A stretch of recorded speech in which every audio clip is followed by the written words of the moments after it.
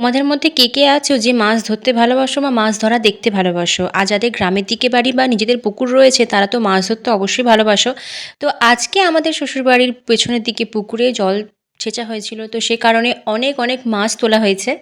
তো সকালবেলাই ওই পুকুরে মাছ তোলা হয়েছিল। আর যেহেতু বললাম না বাড়ির পেছনের দিকে, তো এই হচ্ছে সেই রাস্তা। তো এইখান থেকে ওই পুকুরটাতে যেতে হবে। আর যেহেতু আমার শ্বশুরবাড়ি একটু গ্রামের দিকে, তো তার চারিদিকে তাকালে এই জলাজমি, পুকুর এসবই দেখতে বেশি পাওয়া যায়। তো ওই যে সামনের পুকুরটা, এই পুকুরটাতে ফাইনালি জল ছেঁচা হয়েছিল। আর এখানে বাবা, জেঠুরা সবাই তো ছিল মাছ তোলা দেখার জন্য। আর এই মাছ তোলাতে সবচেয়ে বেশি এক্সাইটেড যে ছিল সেটা হলো মানালি। ও একাই তো সমস্ত মাছ তোলাতুলি করছিল। তো প্রথমের দিকে আমি একটু গেছিলাম দেখতে। তো তারপরে বিকালবেলা এসে দেখলাম অনেকগুলো কই মাছ, শোল মাছ, যেহেতু পাঁকে এই ধরনের মাছগুলোই বেশি জন্মায়, তো এই ধরনের মাছগুলো হয়েছিল। তো এখানে দেখো, এইখানে অনেক কই মাছ। আর এদিকে দেখো একটা কচ্ছপও কিন্তু পাওয়া গেছিল।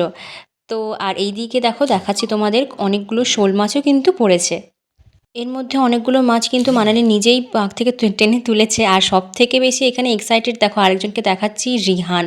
ও তো বিকালবেলা এগুলোকে দেখার পর মানে ও তো ওদের পিছু ছাড়বেই না, সবগুলোকেও ধরার চেষ্টা করছিল।